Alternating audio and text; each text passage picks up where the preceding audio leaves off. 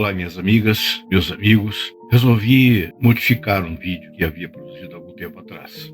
Esse vídeo, ele reflete uma das questões mais relevantes sobre a nossa conduta no meio social em que vivemos. Somos seres em processo contínuo de evolução. Essa questão, que nos remete ao sentido da evolução, nos coloca diante da mais intimidade do nosso ser.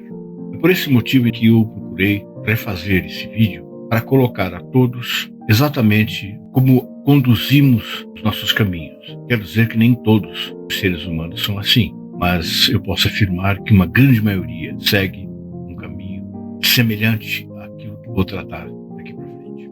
Em um vídeo anterior, nós colocamos o sentido das inutilidades úteis. Por que alguns seres humanos se colocam, se qualificam nessas condições?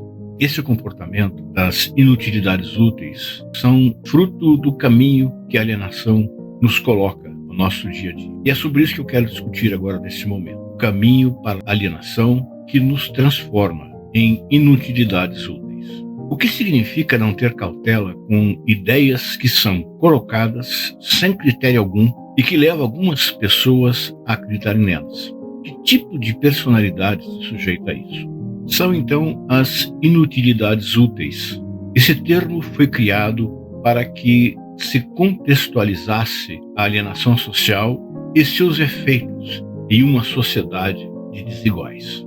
Fundamental a reflexão do conceito de alienação à luz da filosofia e da antropologia. Sociedades são divididas em classes e mecanismos que produzem desigualdades podem alimentar processos de manipulação social hábeis a deslocar o indivíduo de seu lugar atual para outro que não lhe corresponde a algum motivo tangível.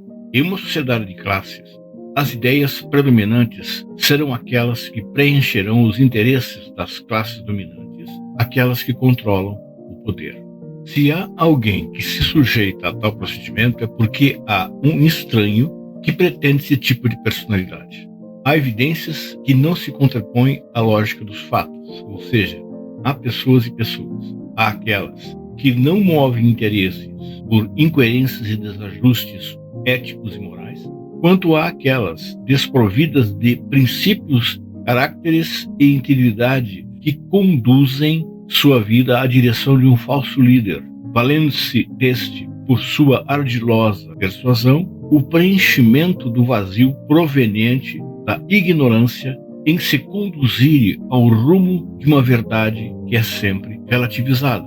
Neste contexto, o inútil útil é aquele cidadão que se presta ao comportamento de manada e segue a todos porque todos seguem. Na cegueira social, seu comportamento não possui reflexão. Aquele que não o segue é difamado, injuriado e odiado. Estes são os efeitos da alienação social. Favorecem as classes dominantes, criando e projetando imoralidades sobre hábitos e costumes. Para as classes dominantes, quanto mais se cultivar a desinformação, mancomunada a programas sociais que nutrem a ignorância, maior será o desnivelamento social na consolidação de costumes e hábitos de dependência. Quebram-se as perspectivas da sustentação dos direitos humanos e fundamentais na direção da ausência da íntegra liberdade. A característica do efeito da dominação é fundamental para as elites sustentarem o poder econômico em criarem desigualdades de direitos que lhes assegurem imoralmente a concentração das riquezas. As classes inferiorizadas são submetidas ao interior de uma sobrevivência degenerativa de caráter, tornando-se submissas, dependentes, incapacitadas de reflexionarem sobre os compromissos de seus atos. É o desserviço da alienação social que, por meio da desinformação, da deseducação, da exclusão e da desuniformidade de valores morais, caracteriza, sem impedimentos, a condição do desprivilégio democrático. O indivíduo viver a sua própria liberdade de escolha em uma sociedade em que a manipulação social é a maior armadilha para influenciar suas decisões é algo por demais complexo. Em situação de conflito de interesses políticos, por exemplo, que impedem a harmonia entre os poderes constituídos, é comum buscar-se a quebra de forças envolvendo classes sociais que possam ser manipuladas, utilizando-as no combate dos interesses através da expressão pública de fatos que predominam, que promovem contradições em juízos de valores. É habitual buscar-se o fortalecimento de ideias por meio da criação de desafios que mentalizem prejuízos que possam levar ao entendimento preponderante a geração de comportamentos humanos polêmicos e duvidosos, como o estado de vitimização, por ter que criar condutas que, na visão ideológica da pretensa vítima, de que seu suposto domínio o teria colocado em condição de perda, de fracasso e de derrota. A suposta vítima buscaria um órgão máximo de força para representá-la publicamente como se fosse uma garantia de direitos inexistentes. A alienação social traz questões enigmáticas, refletidas em alterações sobre as condutas humanas, fruto das modificações fisiológicas incutidas sobre as estruturas comportamentais inseridas nos modos de pensar e de agir das pessoas. As influenciações ideológicas são um exemplo onde os metabolismos da mente humana, tendo em conta os desenvolvimentos físico, social e cultural, são afetados em seus hábitos, costumes e crenças. É curioso como o cérebro humano apreende com os efeitos trazidos do meio social.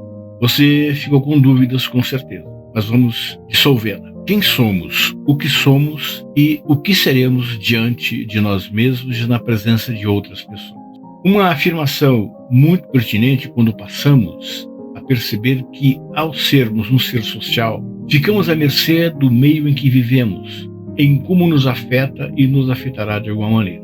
Como as relações humanas são um produto de hábitos, costumes e crenças, tem na sustentação dos interesses a manutenção de atitudes repetitivas, até pelos fatos oriundos dos efeitos da competição social, das aparências, da vaidade, do ter, do materialismo, do consumismo, do orgulho e do egoísmo. O fenômeno de repetição chama-se reflexo condicionado. Em outras palavras, promove e sugestiona estímulos que condicionam o ser humano a aceitar atos e atitudes impostos de forma conveniente e conivente aos interesses das classes dominantes e que acabam por torná-los interesses próprios das classes dominadas. São aqueles fatos que retratam, por exemplo, o consentimento de fake news, fraudes políticas, ilusões das ferramentas de marketing que se valem da antiética para camuflar realidades que passam a conduzir o cidadão para caminhos de inverdades.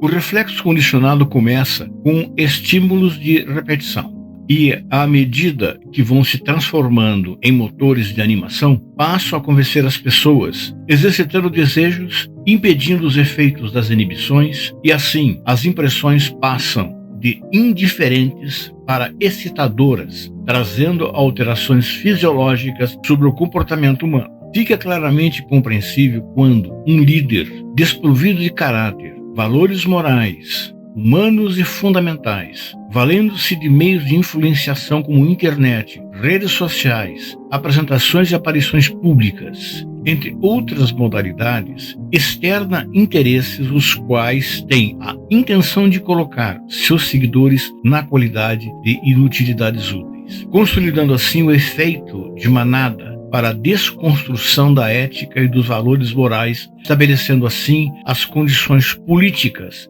entre suas condutas em todas as áreas e setores de uma sociedade. Aqui está, então, a reflexão que fica. Eles são úteis porque são inúteis.